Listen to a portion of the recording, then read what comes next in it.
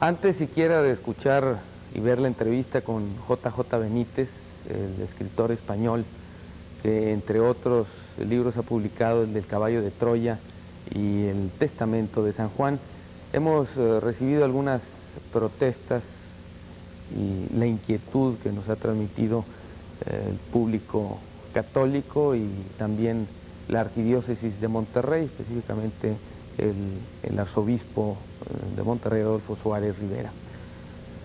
Vamos a ver y a escuchar lo que dice JJ Benítez, un controvertido autor de bestsellers, y después haremos alguna mesa redonda, tendremos algún diálogo con los enviados de la Arquidiócesis de Monterrey para que nos hablen sobre este asunto que les inquieta particularmente. Antes de iniciar la charla con el escritor español, tenemos su semblanza en la voz de Ingrid Brunet. Juan José Benítez nació en Pamplona, España, en 1946.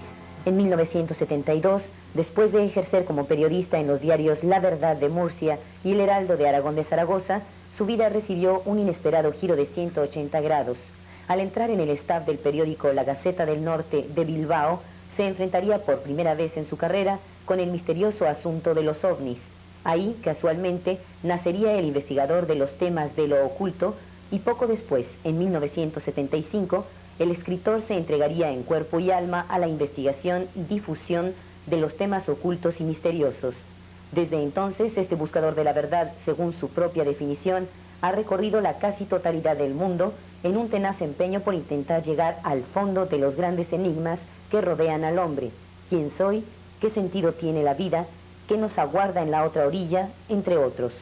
Fruto de esos más de 3 millones de kilómetros son los 24 libros publicados hasta el momento. En 1984, Juan José Benítez decide alternar la investigación con la apasionante aventura narrativa, sorprendiendo al lector con sus novelas Testimonio, La Rebelión de Lucifer y Caballo de Troya 1, 2 y 3, que han batido todos los récords de ventas en Hispanoamérica. Entre sus actuales proyectos figuran más de 30 volúmenes de investigación y 16 novelas testimonio.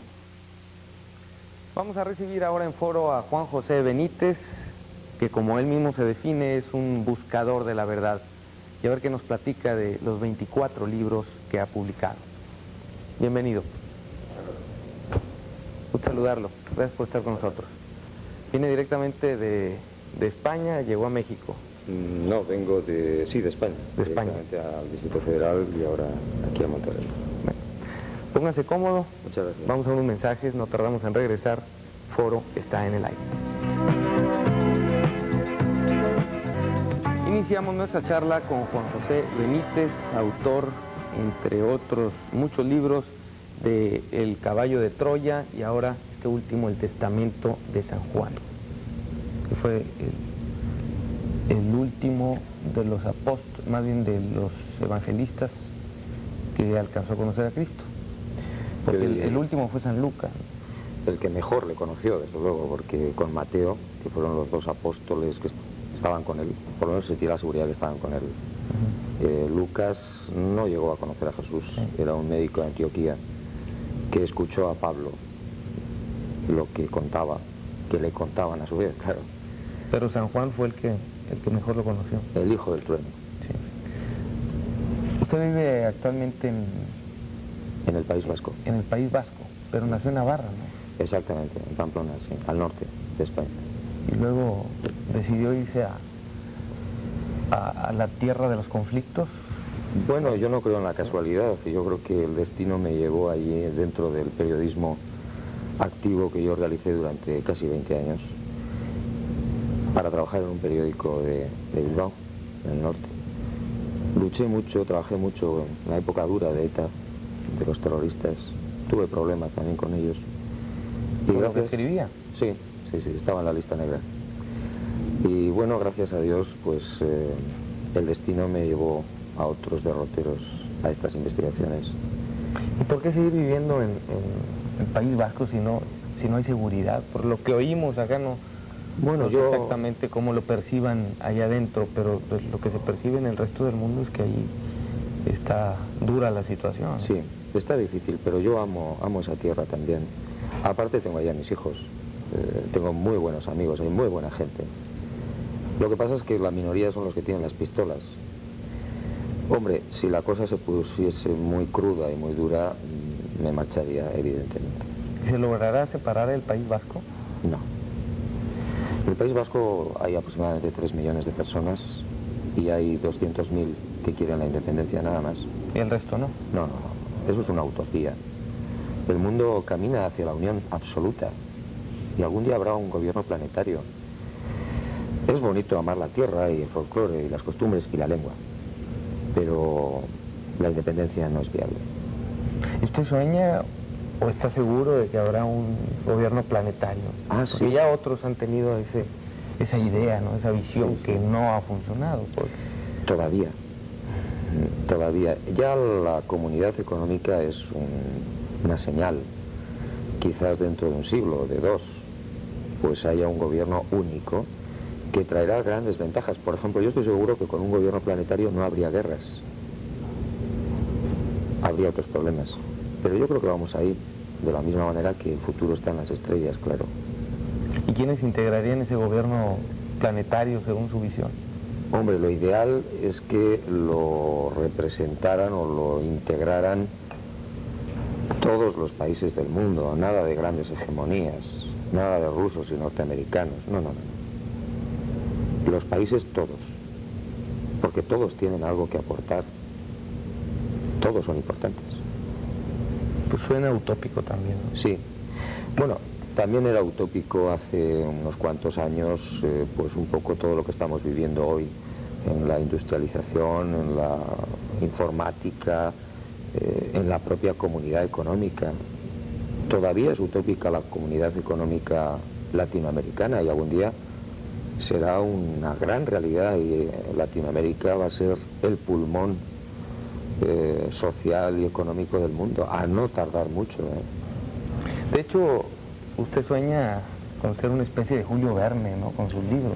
Me encantaría, yo tengo una gran admiración por Julio Verne. Yo estoy ahora trabajando en una biografía sobre este hombre y es curioso porque, salvando las distancias, claro, Julio Verne era un maestro. Hay unas grandes semejanzas entre la vida de él y la mía, sobre todo en las cosas malas. ¿Cuáles son las malas? Era un solitario, tuvo muchos problemas familiares, tenía una vocación frustrada, a él le gustaba el mar. A mí también. A mí no me gusta escribir. Y incluso ¿No le gusta escribir? A mí no. Entonces, ¿cómo ha escrito 24 libros y tiene pendientes, creo que 30 más, ¿no? Sí, muchos. Pues yo tengo una vocación frustrada de pintor.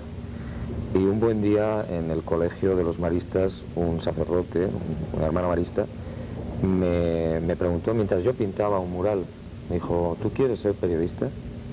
¿Y eso qué es? Hombre, pues escribir en los periódicos, en los medios. Ah, pues muy bien. Y de la noche a la mañana me encontré en la facultad, en la Universidad de Navarra, haciendo periodismo. Me gusta investigar, me gusta la aventura, me gustan los conflictos, pero cuando tengo que escribir me cuesta mucho trabajo. ¿Inventa cosas? Nunca. Tengo prohibido hacer ciencia ficción. Pero esto parece una ficción, ciencia ficción religiosa, lo que se parece desprenderse de sus libros, ¿no? Y de pronto pues, son documentos que parecen fruto de la imaginación del autor. No, yo no tengo tanta imaginación. No, hay una base de documentación muy exhaustiva en todos mis trabajos. Otra cosa es que yo esté equivocado o no en lo que planteo en mis libros. Por ejemplo, en este del Testamento de San Juan, pues hay una opinión que yo intento que sea muy respetuosa, pero que está basada en algo que yo creo que está en la mente de muchas personas, incluyendo teólogos muy modernos, que Jesús de Nazaret no fundó ninguna iglesia. Eso contradice las enseñanzas de la Iglesia. Eso contradice las estructuras y la legitimidad de la iglesia, nada más y nada menos. ¿Usted es católico? Yo nací en una sociedad católica y fui bautizado, etcétera, pero quizás por desgracia para mí no soy practicante, soy creyente. Lo que pasa es que no creo en un Dios católico, porque no creo que Dios sea católico. ¿Y en un Cristo? Sí, en Jesús de Nazaret. ¿Cómo lo cree? ¿Cómo lo percibe? Como el Hijo de Dios. Punto. No católico, no... El Hijo de Dios. Un gigante de 1,81 m, un atleta, un hombre tremendamente humano, al que yo creo que le conocemos muy poco. Y que enseñó todas las cosas que dicen que enseñó. Y muchas más, que nos escamotearon. Pero entonces, ¿no vino a fundar una iglesia? Yo, con todos mis respetos, creo que no. Eso pudo ser un invento humano totalmente, de Pedro y posteriormente de ese hombre tan inteligente y astuto como fue Pablo de Tarso, que sí formalizó el cristianismo con sus propios pensamientos teológicos. La famosa frase de tú eres Pedro, etcétera, etcétera, pudiera ser una interpolación posterior porque se les iba de las manos la gran estructura. Jesús no pudo nunca, creo yo, no pudo pretender ni imaginó fundar una iglesia tal y como la entendemos. ¿Y cuál sería la iglesia que él entendía entonces? No, yo creo que él no entendía o no pretendía el sentido de ningún tipo de iglesia, sino de una... Es un mensaje muy simple, creo yo, el que vino a dejar eso. En realidad era un recado, que hay un Padre universal del que todos procedemos, todos los seres inteligentes dotados de voluntad, y que en consecuencia todos los hombres son hermanos, nada más.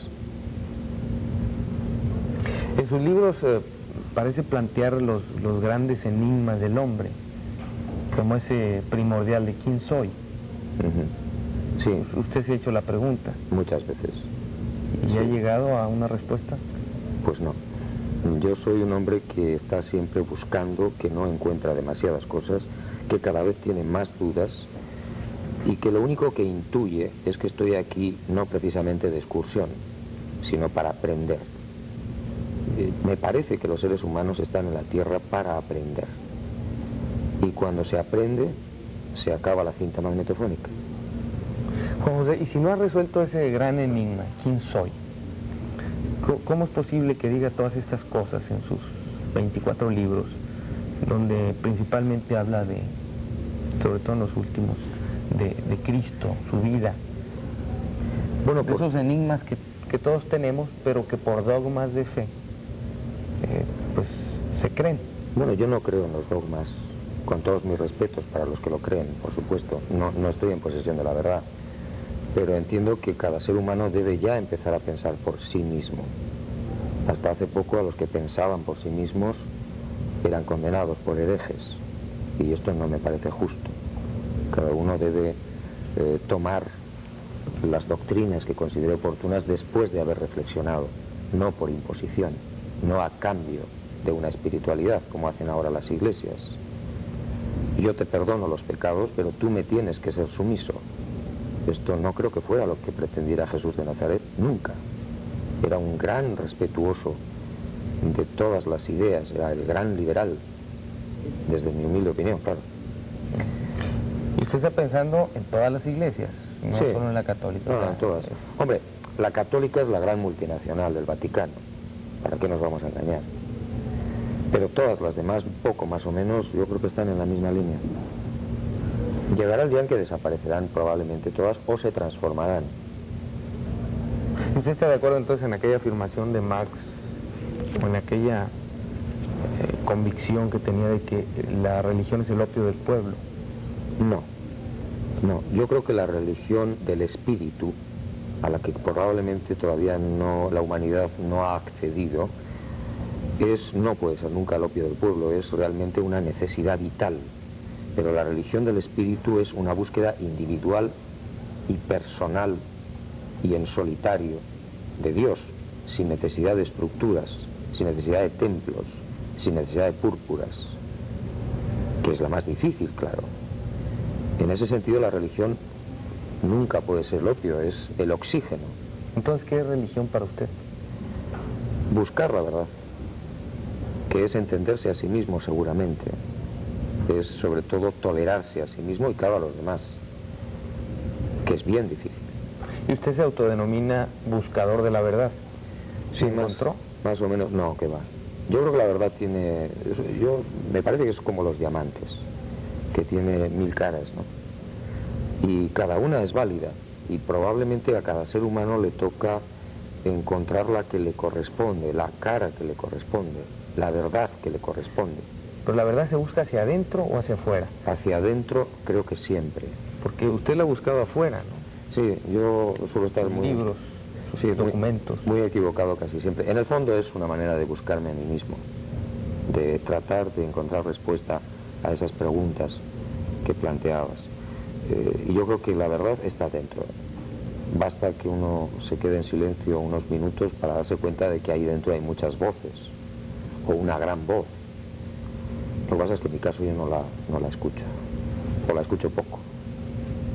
Yo creo que si uno escuchase un poquito hacia adentro, casi como de cajón, escucharía a los demás.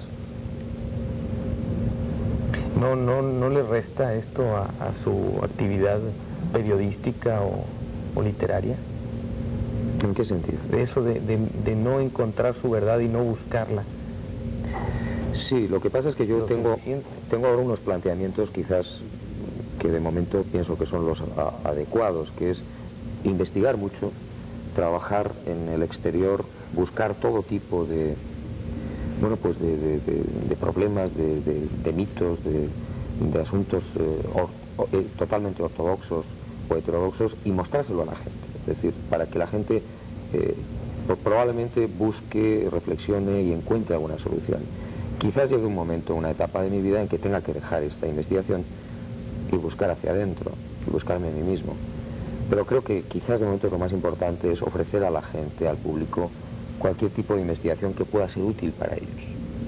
Le decía que el enigma principal es el de quién soy yo, ¿no? Si no ha encontrado la respuesta ese quién soy yo, seguramente no ha resuelto los otros enigmas, como qué sentido tiene la vida. Por supuesto, si yo lo hubiera resuelto, no sé dónde estaría ahora, claro. Hay intuiciones, hay, según las etapas de la vida, hay momentos en los que crees que estás muy cerca de la verdad, luego te das cuenta de que no. Y yo en estos momentos entiendo, intuyo que yo, como cualquier ser humano, por supuesto, somos hijos de Dios absolutamente, y seres absolutamente privilegiados, inmortales por patrimonio y naturaleza, y que estamos aquí, como yo decía antes, para cumplir algo, un aprendizaje. A continuación, después de la muerte, del sueño de la muerte, nos espera una larga carrera. Juan José, ¿usted considera que si encontráramos todos las respuestas a estos grandes enigmas, seguiríamos aquí? Seguiríamos aquí y además en un plano mucho más agradable y feliz, porque no nos preocuparían tantos los problemas que nos preocupan ahora. Lo que pasa es que la humanidad yo creo que es muy joven, es un bebé que casi recién se acaba de agarrar a los barrotes de la cuna, ¿no? Y está descubriendo que hay gente a su alrededor. Pues la humanidad es más o menos así, es jovencísima, que tiene 200, 300, 400.000 años, más o menos, de cierta inteligencia. Eso no es nada.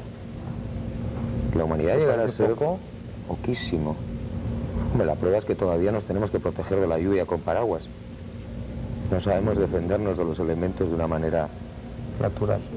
Sí, tenemos mucho camino que recorrer, me parece a mí. No tardamos en regresar, continuaremos nuestra charla con Juan José Benítez, autor de 24 libros y otros pendientes. Por cierto, bestsellers. Foro está en el aire.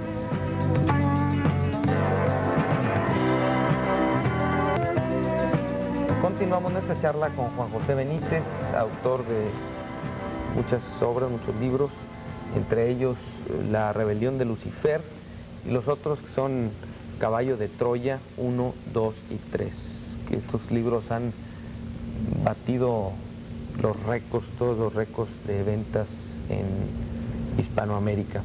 Y este es el nuevo, el del testimonio, el testamento de San Juan. Luego, como comentábamos al inicio, hay pendientes 30 volúmenes de investigación. Casi 40. Casi 40. Y 16 novelas testimonio. ¿Cuándo va a acabar Juan José Benítez de escribir todo esto? ¿O escribe muy rápido? No, me cuesta mucho trabajo escribir. No, yo me hice una vez una promesa y que voy a intentar superar a Julio Verne no en la calidad, sino en el número de libros escritos, uno más.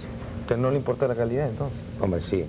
Lo que pasa es que Julio Verne es muy difícil de igualar. De igualar. Aunque, bueno, yo tengo una serie de proyectos que, como le decía antes, tienen una cierta relación con la vida y la obra de este hombre, ¿no? De viajes extraordinarios, de grandes proyectos, tocando temas que él no llegó a tocar, por ejemplo, los viajes en el tiempo, Jesús de Nazaret, los ovnis, una serie de temas que no sé por qué razón a él no le entraron. Usted entremezcla mucho a Jesús de Nazaret con los ovnis y los viajes extraterrestres. Ay, bueno, De hecho, habla de que lo vino a recoger un ovni, ¿no? No. Lo que sí suelo apuntar en mis libros es que, bueno, la Biblia es el mejor libro de ovnis del mundo. ¿Por qué? Pues porque los testimonios que se recogen tanto en el Antiguo Testamento como en el Nuevo Testamento, para los investigadores del siglo XX, son descripciones totalmente conocidas hoy de ovnis, carros de fuego, columnas de humo, columnas de fuego. Son descripciones que, claro, entonces hace miles de años no había el concepto que hay hoy en la carrera ya espacial y se le daba pues la tecnología de dioses o de ángeles o de carros de fuego, etc. Lo que sí digo yo respecto a Jesús de Nazaret es que hay pasajes en los que Jesús se entrevista con unos seres que son denominados ángeles o calificados como ángeles, en la transfiguración, en el sepulcro, etc. ¿Y usted no cree en los ángeles? Yo ¿Eran sí. extraterrestres estos? No, sí creo en los ángeles. Creo que puede haber entre la gran fuerza que es Dios y nosotros hay una enorme escala, una gran burocracia, de muy diferentes tipos espirituales o energéticos o como queramos llamarlos, y absolutamente corpóreos, de carne y hueso. Entonces quizás algunas de esas entrevistas de Jesús o del Antiguo Testamento, por supuesto, podrían ser ángeles de carne y hueso, con escafandras. Yo no sé por qué la gente se asombra o se sonríe cuando yo digo alguna cosa de este tipo, porque, caramba, dentro de unos meses o de unos años quizás, los rusos no, porque no están por la labor, pero los norteamericanos, cuando suban un sacerdote al espacio, irá vestido con su casco de astronauta, y será bien emocionante ver cómo se celebra una misa en el espacio, y seguirá siendo un sacerdote. Pero entonces había ya vida en otros planetas cuando Cristo vino al mundo. Evidentemente, claro. Y él ya habría ido entonces por allá. Hombre, si él era el creador, La lógica, entonces... claro, él tenía que tener un archivo importante de sus moradas, de las que él habla. En la casa de mi padre hay muchas moradas. Hombre, yo sé que eso se puede interpretar de diferentes maneras, pero una de las posibles interpretaciones es de que ahí arriba hay más tráfico que aquí abajo, ¿eh? ¿Y usted cree en los ovnis? Yo los he visto 3 veces. ¿Así dónde? Una en América, en Perú, y 2 en Europa. ¿Y cómo son? Bueno, los que yo he visto son... Porque de todas formas, ovni es un objeto volador no Sí. identificado. Puede ser un avión que pase y no esté identificado en los radares. Sí. Más, entonces, no deja de ser un ovni. Pero en el sentido que todos lo entendemos como algo extraterrestre. Sí, para mí son Esos son. astronaves extraterrestres o extrahumanas, porque los orígenes son probablemente muy distintos. Pero vamos, hay de muchas formas. Yo he visto objetos totalmente discoidales, muy silenciosos, totalmente silenciosos, que es una de las cosas que más me llamó la atención, con una gran luz alrededor. Gracias a Dios con más gente que me acompañaba.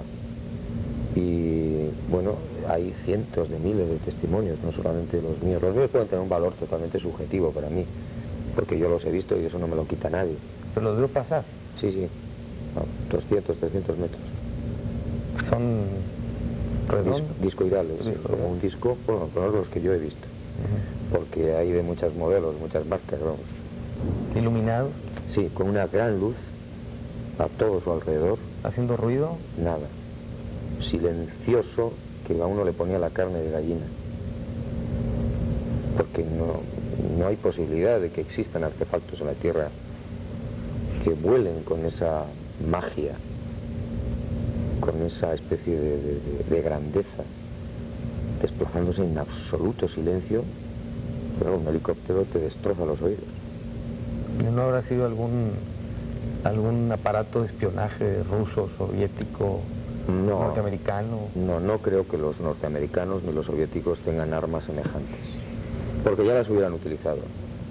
¿Y vio a los extraterrestres? No, eso no he podido verlo. Tengo mucha información de personas que dicen haber visto a los humanoides, a los ocupantes, y creo que en muchos casos son realmente importantes e interesantes. Me quedé con la duda, Juan José. Usted tiene 41 años, 41 años. 41. 41. Y ha publicado 24 libros. Tiene el proyecto de publicar los 30 más 16 de las novelas testimonio. Por eso le preguntaba cuánto, si piensa vivir tanto para publicarlos. Estos 24 que ya se publicaron, que han estado a la venta, ¿en cuánto tiempo los hizo? El primer libro salió en el año 75 y estamos en el 88, pues como 13, 14 años. O sea, casi 2 por año. Aproximadamente es la media que más o menos yo suelo trabajar, dos libros al año. ¿Pero cómo se inspira para escribir tanto? ¿De repente ve algo y...? No, es una investigación. Es decir, yo llevo muchas investigaciones prácticamente al mismo tiempo, tanto en temas como, por ejemplo, Caballo de Troya, la vida de Jesús, ovnis, temas ocultos, de misterio, hechos reales que tienen algo de mágico o de extraño. Y entonces primero se inicia la investigación, se termina la investigación y luego se escribe. Como este del el Caballo de Troya. Exacto. Es una investigación. Habla de un documento secreto del Estado norteamericano. Sí, es una visión de la vida de Jesús de Nazaret, concretamente en este de los 11 últimos días de la vida de Cristo, seguida muy de cerca por dos hombres del siglo XX que son científicos y ofrecen una imagen, una visión de la vida, de los sucesos que ocurrieron entonces, muy distinta a la que nos cuentan los evangelistas. Por ejemplo, aquí habla de que Jesús de Nazaret no fue prendido, o sea, no lo apresaron, no lo detuvieron en el huerto de Getsemaní, sino en la casa de Lázaro. No. Fue en la casa de Lázaro. En la casa de Lázaro. De Simón el leproso. Sí, se llegó a escapar. Lo que sí se dice efectivamente es que el famoso Jueves Santo no lo prendieron en el huerto de Getsemaní, como se dice en el Evangelio, sino que él astutamente salió del campamento donde estaban sus hombres, que estaban armados. No podemos olvidar que los apóstoles iban armados, con espadas. Y salió del lugar donde estaban durmiendo para evitar una lucha armada entre los legionarios romanos con Judas a la cabeza y sus hombres, que no eran solo 12, había unos cuantos más. Imagínense lo que hubiera sido que de repente llega la tropa romana a prender a Jesús al huerto de Getsemaní y se despiertan lógicamente sus hombres armados con los gladios, que eran las espadas españolas de doble filo, mortales. Bueno, pues ahí se hubiera acabado el colegio apostólico, seguramente. Entonces él se aleja un poco del huerto y lo prenden más abajo en la falda del Olivete. La pasión de Cristo está llena de detalles, sobre todo en Caballo de Troya, que a mí me han sorprendido y que no tienen nada que ver con lo que nos han contado. Es mucho más bonito, más rico. Nos da una figura de Jesús extraordinaria, mucho más humana. Todo esto lo sacó los documentos. Sí. Son documentos norteamericanos, sí. Pero amplios, exhaustivos. Bueno, pues de momento para poder trabajar en 4 volúmenes. ¿Y en qué se basaron ellos? Bueno, o sea, ¿cómo seguirle la pista a algo que pasó hace tantos años? Eso casi preferiría que lo descubriera el lector. No voy a revelarlo. ¿Pero viene en el libro? Viene en Caballo de Troya. Bueno, cuando prendieron a Jesús, ¿estaba solo? Según el documento este. Él se aleja en solitario del huerto, pero hay varios apóstoles que se dan cuenta, no muchos, entre ellos Pedro.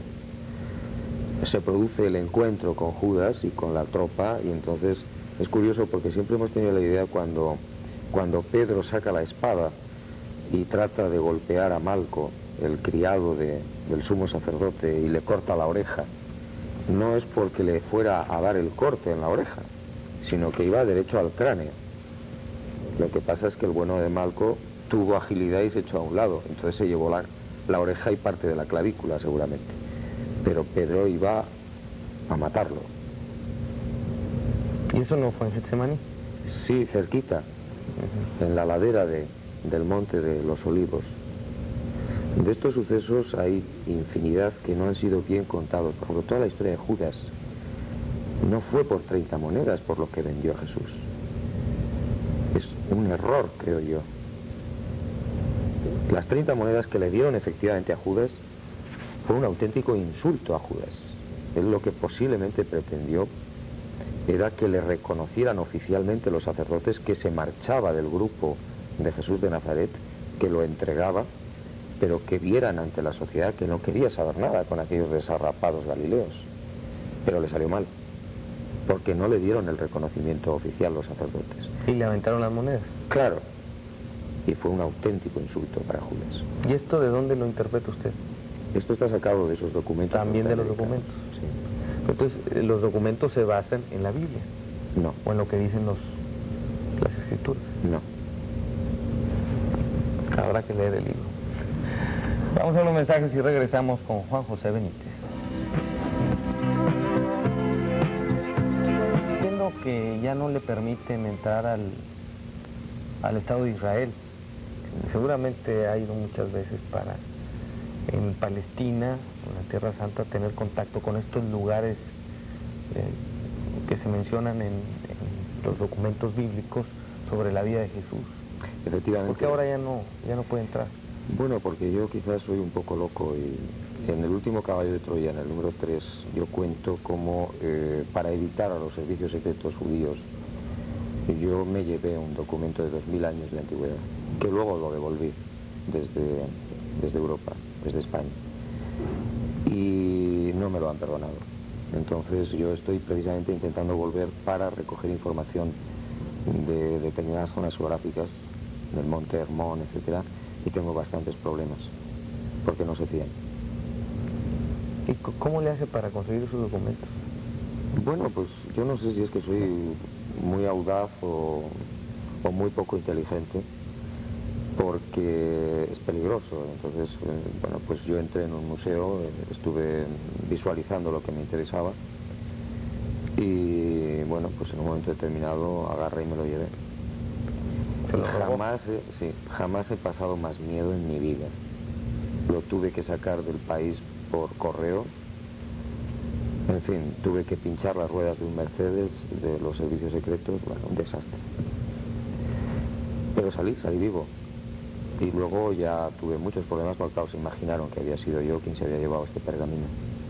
Entonces es más periodista que escritor. Sí. Novelero, vaya. Yo creo que ser escritor es una cosa... El periodista investiga mucho más que el que simplemente se sienta y empieza a hacer que brote la imaginación, todo eso. Yo creo que el escritor además es un artesano del lenguaje, es un maestro, y yo no soy así. A mí me cuesta mucho trabajo escribir. Yo cuento las cosas más o menos como las investigo, muy sencillamente. Por eso no me considero escritor. Soy un periodista que investiga. Por cierto, en uno de sus libros, en el Caballo de Troya, en uno de los tomos, habla de un supuesto plan diabólico ruso-norteamericano. Se llamaba el Plan Europa. Exacto, el rapto de Europa. El rapto de Europa. Sí, esto es algo que a mí me dejó atónito cuando yo estaba haciendo todas estas investigaciones. Y fue algo absolutamente maquiavélico. Es decir, rusos y norteamericanos se llegan a poner de acuerdo de forma secreta para hundir económicamente a Europa y a Japón, que eran los grandes contendientes entonces en el mercado económico, y provocan la guerra del Yom Kippur del año 73, creo recordar, entre judíos y árabes, y les sale redonda la operación.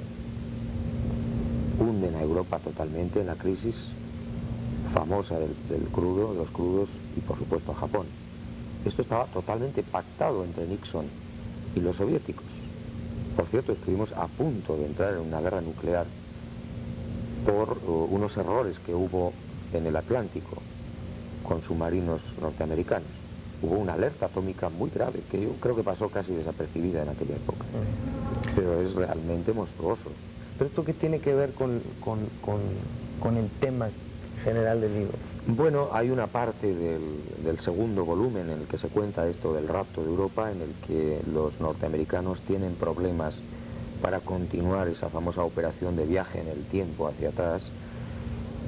No se pueden ubicar en el lugar de Israel donde se deberían ubicar por culpa de la guerra. Y entonces hay toda una trama policíaca donde se descubre el rapto de Europa. Ahí mismo en ese libro, en el Caballo de Troya 2, habla de que las palabras y todo ese acontecimiento culminante de la vida de Cristo, de la última cena, fueron malinterpretadas por sus sucesores. O sea, sí, no me atrevería a tocar ese tema. ¿Por qué? Porque podemos herir muchas susceptibilidades. Bueno, es su verdad, yo estoy preguntándole sin estar totalmente de acuerdo con usted. Con un gran respeto. Casi nada.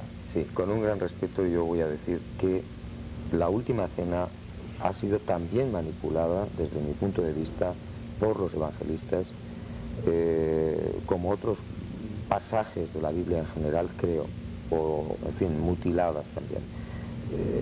Si uno conoce la vida de Jesús de Nazaret, su estilo de vida, su forma de actuar, no puede jamás imaginar a un Jesús haciendo unas fórmulas mágico-matemáticas como son las de la Eucaristía. Creo que esa cena era una cena del recuerdo, de la memoria de un amigo que no va a estar allí dentro de poco. Después, según mi opinión, puedo estar equivocado por supuesto. Después eso se manipula. Juan, por ejemplo, apenas toca el tema de la Eucaristía y estaba al lado del Maestro. Un tema tan trascendental, ¿por qué no lo toca San Juan? Dudo mucho que el estilo de Jesús fuera el de crear, repito, una fórmula mágico-matemática como casi es la Eucaristía, dicho con todos mis respetos. Pero entonces sus palabras... Sus palabras probablemente fueron otras muy distintas. Haced esto en memoria mía, se puede interpretar de otra manera. Recordadme cada vez que os reunáis a comer o a cenar o a beber, pues como se recuerda a un amigo que se ha ido. Y hay un capítulo precioso que es la despedida personal en esa última cena de Jesús, uno por uno, que no está recogido en los evangelios y que es de una gran trascendencia porque les recuerda los defectos de cada discípulo. Pero claro, yo comprendo que es muy humano que los apóstoles, los discípulos, los evangelistas no escriban después lo que les reprochó a cada uno, sus defectos. Hombre, era más interesante aparecer como personas casi puras. ¿Qué les podía haber reprochado? Que hubo reproches. Sí. Están consignados. Están en el caballo. Pero los otros que usted dice no están consignados. Ninguno. En la última cena que yo recuerde no hay ningún reproche personal a cada uno de los apóstoles. Eso no se toca en los evangelios canónicos. Y ahí, por lo visto, les cantó las 40, como se dice en España, me parece que también en México, a cada uno. Se las cantó. Se las cantó a cada uno. Le dijo, tú ten cuidado que tú eres muy envidioso, tú ten cuidado que estás criticando mucho a tus hermanos, tú ten cuidado que eres un gran soberbio, tú ten cuidado, Pedro, que eres un fogoso que no piensas, que hablas sin pensar y te va a costar disgustos, etcétera. Lo de la Eucaristía me quedé pensando por aquello de que sí puede haber gente que se lastime con el tema. Entonces es un simbolismo, ¿no? Sí. O sea, y hacer formal ese recuerdo de Cristo, porque de todas formas se puede uno acordar de él, pensar en grupo cuando está uno comiendo, antes de cenar o de ingerir cualquier alimento, de hacer cualquier cosa o de iniciar el día.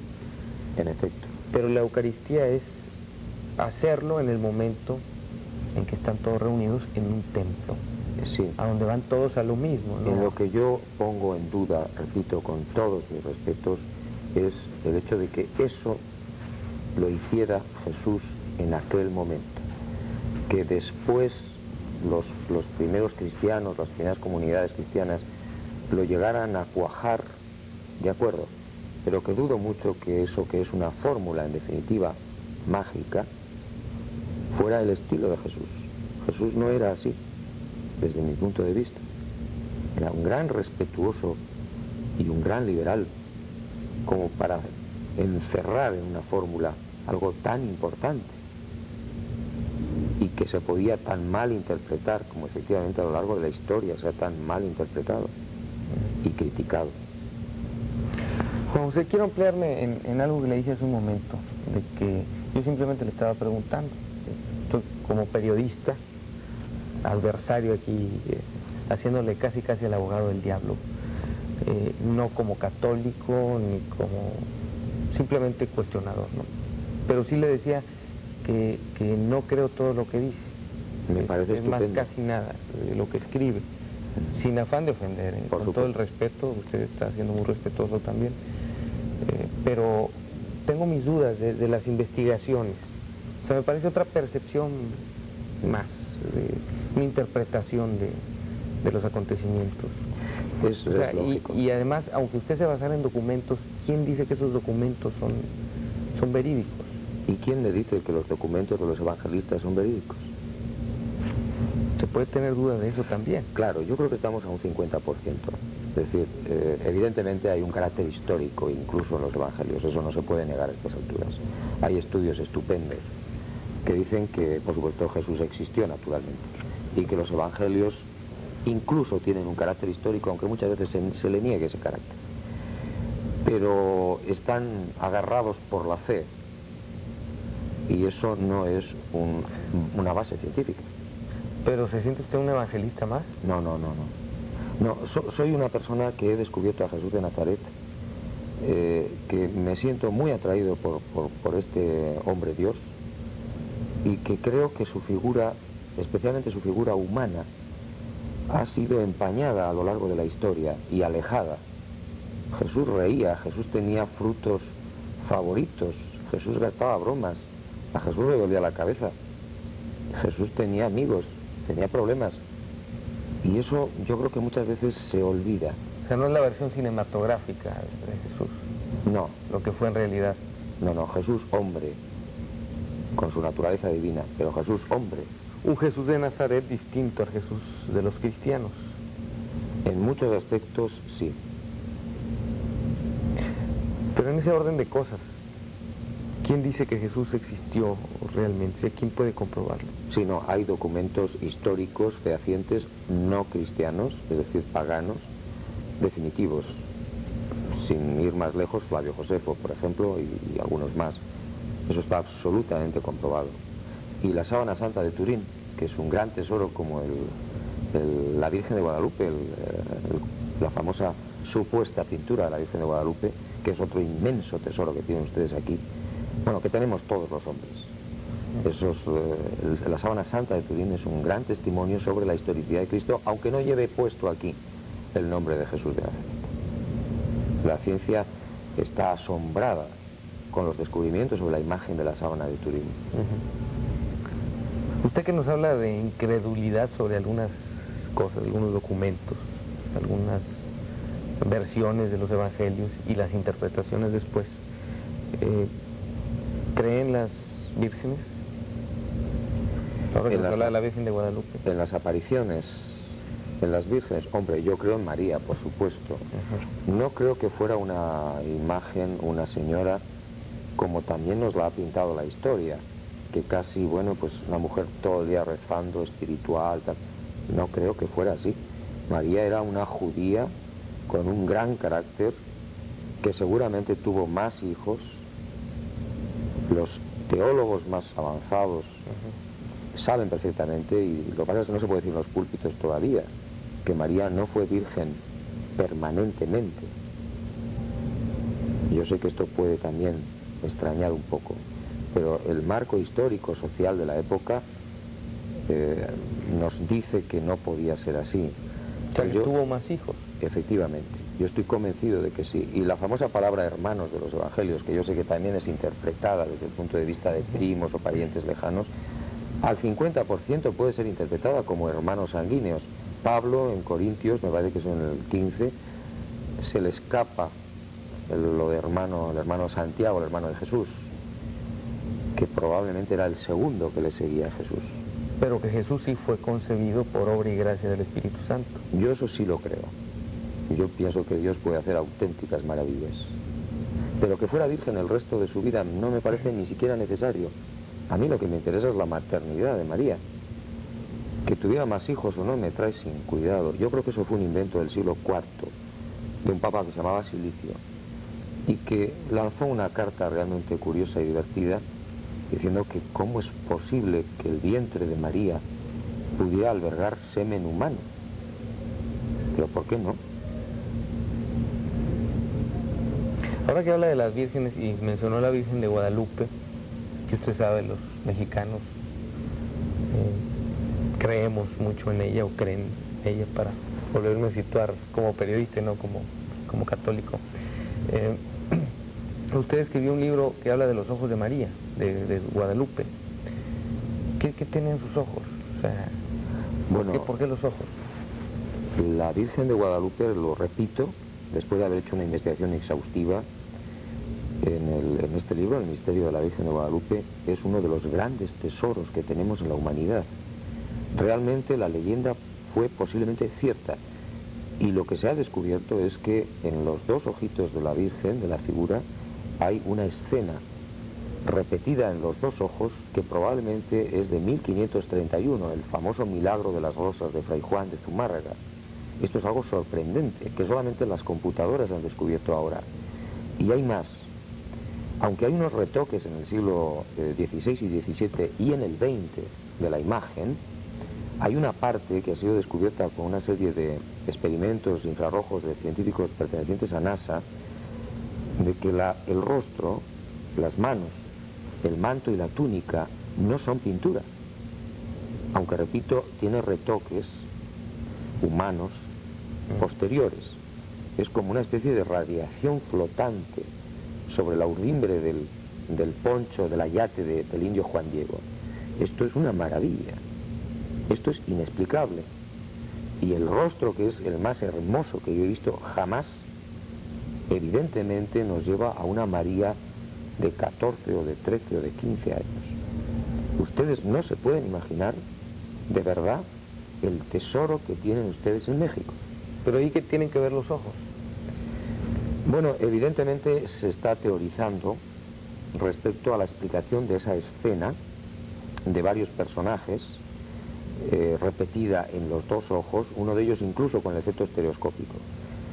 La hipótesis más plausible es que esa imagen, esa escena corresponde al milagro de las rosas. Es decir, cuando Juan Diego llega al palacio el 12 de diciembre de 1531 de Fray Juan de Zumárraga y suelta su ayate y caen las rosas de Castilla en el pavimento, en el suelo.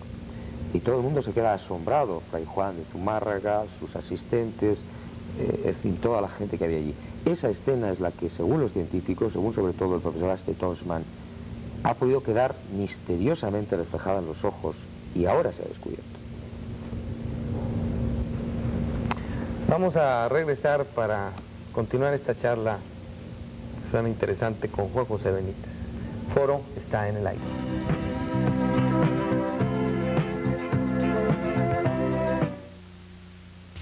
En mi cuartel, don Colchón resolvió los problemas de espacio, porque ahí encontré camas europeas, 2 camas en una, resistentes literas, tarimas preciosas y además colchones muy económicos, como este, desde 59,000 pesos por unos cuantos días. ¿Con esta calidad y más baratos?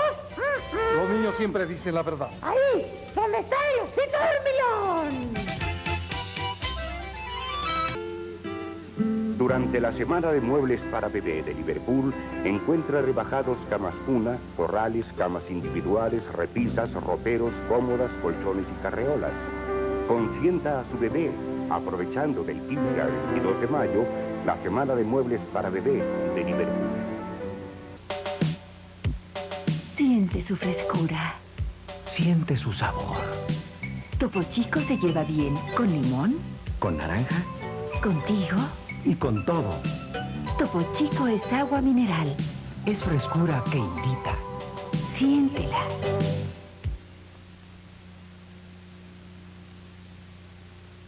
Continuamos nuestra charla con el escritor Juan José Benítez. También habla de las apariciones en otros de sus libros. No estamos Sí. yendo muy por el lado de los libros, los 3 tomos del Caballo de Troya, Todo para al está- final comentar el nuevo libro, Todo está relacionado. pero son los que más han vendido, ¿no? Y ahí se tocan puntos muy controvertidos. Por ejemplo, ahí dice que las apariciones de Jesús fueron más de las que narran los evangelistas. Sí, efectivamente, por lo menos fueron 19. Y es curioso porque, volviendo también a Pablo se le escapa, bueno, sí, se le escapó, una aparición que no reflejan los evangelistas, una aparición a Santiago. Él dice... A su supuesto hermano. A su supuesto hermano. Él dice, y también se apareció, Jesús se apareció a Santiago y a otros 400, en fin. Ahí esto, si uno contrasta con los evangelistas, se da cuenta que los evangelistas no hablan de la aparición a Santiago. Luego, evidentemente, se supone que hubo bastantes más.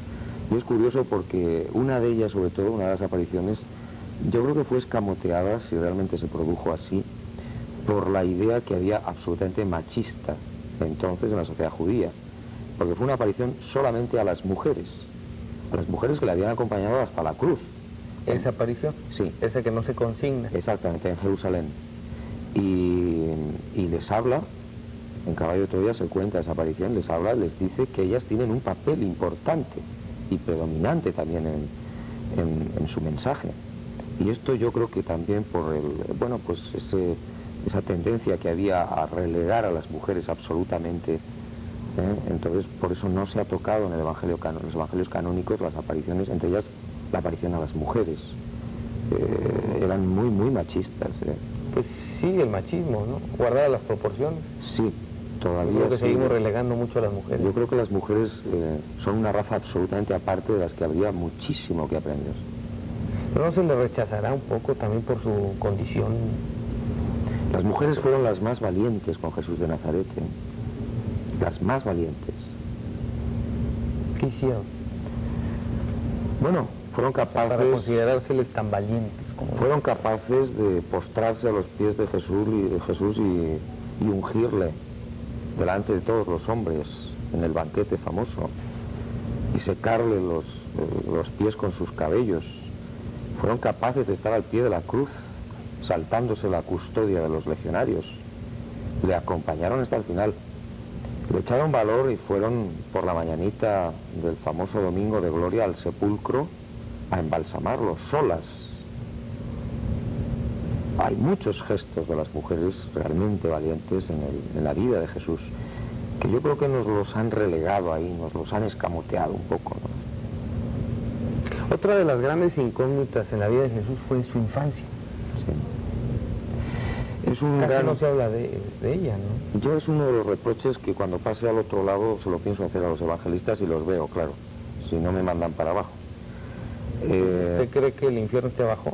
No, yo no creo en el infierno, es una broma. No, el infierno... Pero cree en el cielo. Creo que hay una especie de reconversión cuando pasamos al otro lado y que el camino que nos queda hasta el paraíso, que evidentemente existe, es muy, muy, muy largo. No vamos a encontrar el paraíso al abrir la puerta después de la muerte. ¿Qué viene entonces? Muy bien, estamos absolutamente condenados a ser felices y el futuro de la humanidad es espléndido. ¿Pero qué viene entonces después de la muerte, después de que abramos esa puerta? Pues yo pienso que una larguísima vida, probablemente en sucesivas etapas en lugares que ignoro, por supuesto, que desconozco. No con este traje espacial que llevamos de carne y hueso, claro, sino con una materia probablemente muchísimo más ligera. Ya el cuerpo glorioso que nos anuncian en la Biblia de Jesús podría ser un ejemplo de lo que nos espera al otro lado. Yo creo que soy muy optimista en ese sentido, ¿no? Es decir, vamos a seguir viviendo. Muy distinto a como vivimos ahora, ¿no? Sí, por supuesto, sin contaminación, sin problemas como los de aquí y con un conocimiento muy importante de lo que es probablemente la realidad cósmica. Ahora tenemos un cerebro muy pequeño y muy limitado. Pero creen en el juicio final. No, No, no, en absoluto. Yo creo que cada uno va a ser su propio juez cuando pase al otro lado. Pero él hablaba de un juicio final. Yo creo que Jesús de Nazaret utilizó muchas metáforas y parábolas para que más o menos le entendieran. Pero no creo que sea necesario un juicio final. Cada uno cuando pase al otro lado ya nos vamos a juzgar a nosotros mismos, ¿no? Nosotros solitos. No tardamos en regresar, continuaremos nuestra charla con Juan José Benítez. Está en el aire.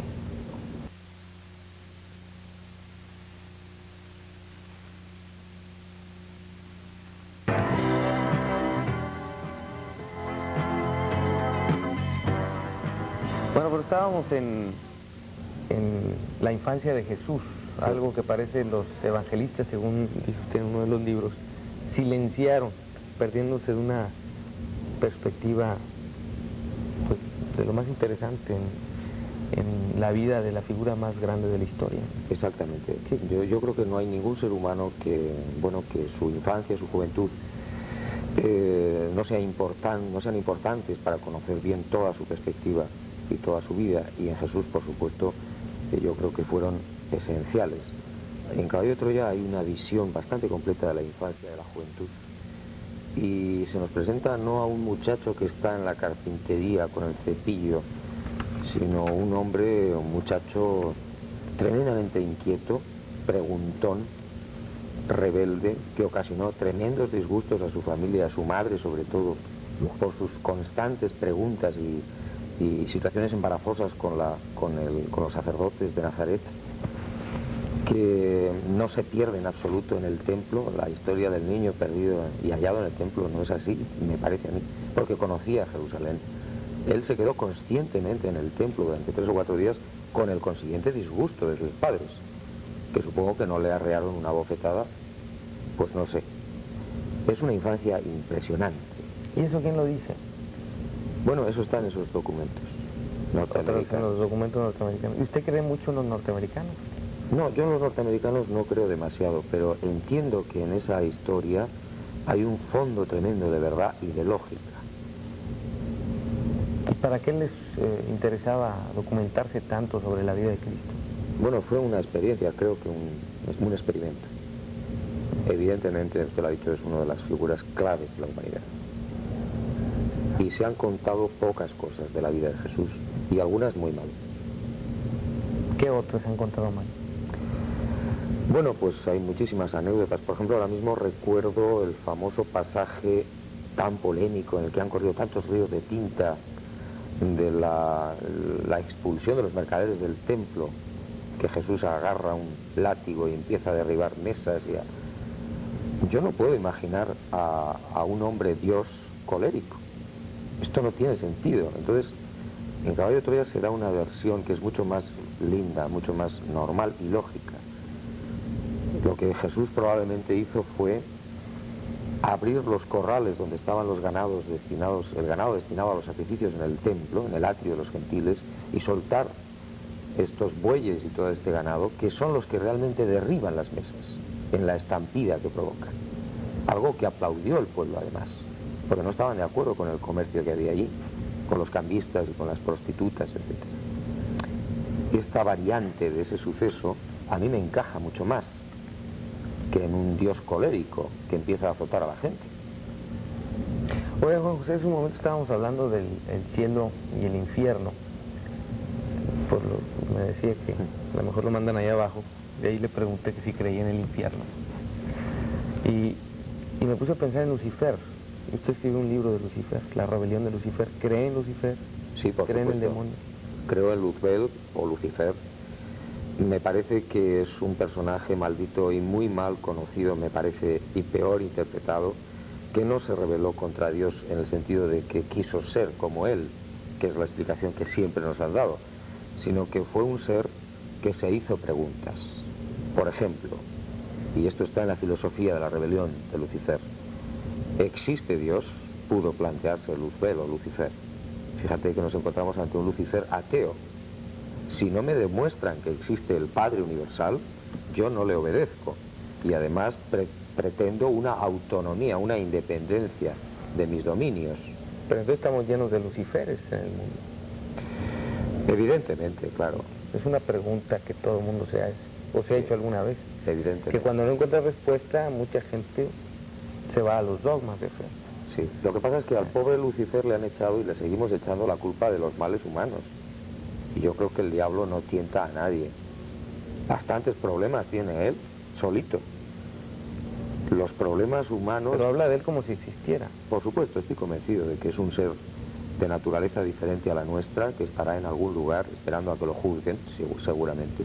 Sobrehumano, Sí, como Dios. o extrahumano. No, mucho más abajo. Dejémoslo en comandante o capitán o teniente. ¿Y dónde habitará si dice usted que no hay infierno? No, yo no creo que el infierno sea lo que nos han pintado con llamas y azufre. Por supuesto.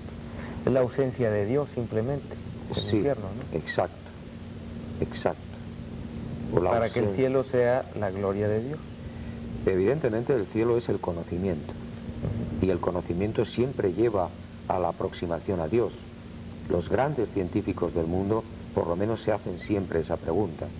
Y casi todos los buenos científicos, honrados científicos, los grandes sabios, se aproximan tremendamente a Dios. Pero hay otros que se vuelven ateos. Yo no creo que exista nadie ateo. De palabra sí, de corazón muy difícil. ¿Usted se ha puesto a pensar qué momento de su vida recordará a la hora de la muerte? No lo sé. No le tengo mucho miedo a la muerte. Tengo gran curiosidad por ver lo que hay en el otro lado. A ver si puedo hacer libros o reportajes sobre aquello, pero... Pero eso ya se lo he estado preguntando. Sí. ¿Qué habrá más allá? No, por eso digo que tengo una gran curiosidad. Lo que sí seguramente recordaré será a mis hijos. Que es lo que más quiero en el mundo, claro. ¿Y no se arrepentirá alguna vez de lo que ha escrito? Hombre, si algún día me arrepiento de lo, o veo que me he equivocado en algo que he escrito, espero ser lo suficientemente humilde para rectificar. A mí no se me caen los anillos porque me haya equivocado. Si me equivoco, pues rectifico. Lleva 24 libros, ¿no hay algo que rectificar? Después de 13 años de estar escribiendo. Lo que yo escribí en cada momento es lo que realmente pensé o descubrí en ese momento. He podido transformar esas ideas con el paso de la madurez, pero creo que no quitaría nada de lo que he puesto en mis libros. Este es el último, el Testamento de San Juan, el último y dramático testimonio de un apóstol que contribuyó a revelar el mensaje de Cristo. Dice usted aquí al inicio que cuando cumplía ya los 100 años, San Juan, que a los 27 conoció a Jesús. Probablemente antes. Después, al final, en el momento de que llegaba su muerte, por eso le preguntaba a usted, en el momento de su muerte, ¿no se irá a arrepentir igual que San Juan? Hombre, Él se arrepintió de algo que había dicho, o que había dejado de decir, y quería revelarlo. Exacto. Él, yo creo que se dio cuenta de que había muchas cosas que no habían dicho, o que las habían ocultado a las primeras comunidades, a las 7 señoras elegidas, a las 7 iglesias de Asia, y él decide morir en paz. Y entre otras cosas, denuncia que se han olvidado del mensaje de Jesús y que han hecho una religión a propósito de la figura de Jesús, que es bien distinto. Porque estaban totalmente borrachos de gloria después de la resurrección, y esto es muy humano y muy comprensible. Pero, bueno, se les fue la estructura de las manos y se olvidaron del mensaje. Yo creo que eso está sepultado. Habría que derribar el Vaticano entero para sacar la luz de ese mensaje. ¿Cuál cree que haya sido ese mensaje?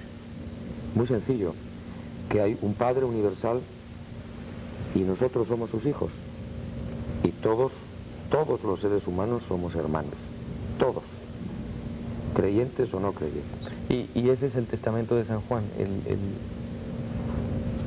llamar la atención sobre ese mensaje que vino a dar Cristo aquí. Exacto. Ojo, tengan cuidado, dice San Juan en el testamento, tengan cuidado que nos estamos olvidando de lo más importante. Finalmente, las fechas de Jesús, su muerte y su nacimiento, ¿son exactas como se narran en los evangelios? Hay una investigación exhaustiva de exégetas y de historiadores y yo creo que la fecha de la muerte está muy aproximada. Era el 7 de abril del año 30 de nuestra era, viernes, pero la fecha del nacimiento a nivel popular está totalmente equivocada. 24 de diciembre. Sí, Jesús no pudo nacer en Navidad ni en el año cero. Nació en el solsticio de verano. Sí, se supone que hacia el veintitantos de agosto del año -7 o -6 de nuestra era. Esto fue un error del monje Dionisio el Exiguo cuando se hizo la reforma del calendario gregoriano. Jesús nace cuando ya Herodes el Grande vivía. Herodes el Grande muere en el año -4 y manda matar a los niños menores de 2 años de edad. Por tanto, Jesús tuvo que nacer en el año -6 o -7 de nuestra era. Y en Navidad imposible porque las condiciones climáticas de Israel no permitían guardar los rebaños al raso. Ni en diciembre, ni en noviembre, ni en enero, incluso febrero. Entonces sería Libra según la astrología. Leo. Me está diciendo que nació el veintitantos de agosto. 21 probablemente de agosto. Está ya terminando. Sí, sí, aproximadamente. ¿Y usted cree en esto de la astrología que pudo haber influido en la vida y el carácter de Jesús? No, Jesús de Nazaret era un hombre Dios. Ahora, hay grandes y muy buenos astrólogos que hacen cosas realmente interesantes, pero en el hombre Dios no. Y la fecha de su muerte fue también en abril, ahora sí correcto. El 7 de abril. Coincida con las épocas que nos toca la Semana Santa. Sí, más o menos. Sí, eso está muy bien estudiado desde un punto de vista astronómico, histórico. Era el 7 de abril del año 30. Jesús tenía ya casi sus 36 años, no tenía 33. Era un hombre relativamente mayor para la media de edad entonces, que eran 40 y tantos años. Juan José, usted está tratando en sus libros un tema delicado y peligroso. Lo hemos tratado aquí, por eso insisto en que, además, no por el temor a que sea un tema peligroso, delicado, pero porque el público merece todo nuestro respeto, que la hacemos de abogados del diablo, ¿no? O sea, yo le pregunto, le cuestiono, usted responde, es su verdad, ya está en los libros, y el juez es el público. Pero usted vino de España a México a promover sus libros, viene a pedir que lo compren de alguna manera, porque es una promoción. Y ahora yo le voy a voltear la pregunta, ¿a quiénes no le recomendaría que lean sus libros? Me alegro mucho que me haga esta pregunta. Yo recomendaría encarecidamente que aquellas personas que tengan los principios religiosos totalmente cristalizados, que ya no se sientan con fuerzas para evolucionar, y me parece lógico y normal que haya muchas personas así, por favor, que no compren mis libros, que no compren el Testamento de San Juan y que no compren Caballo de Troya. Aquellos que todavía sientan una cierta posibilidad de evolucionar y de conocer y que tengan una gran curiosidad, eso sí, los otros, por favor, no los compren. Muchas gracias por estar con nosotros y mucha suerte. Muchas gracias. Esperamos sus siguientes libros, 24 libros publicados ya por Juan José Benítez, 30 volúmenes en ideas pendientes de imprimir y publicar, y 16 novelas testimonio. Gracias. Muchísimas gracias. Continuamos.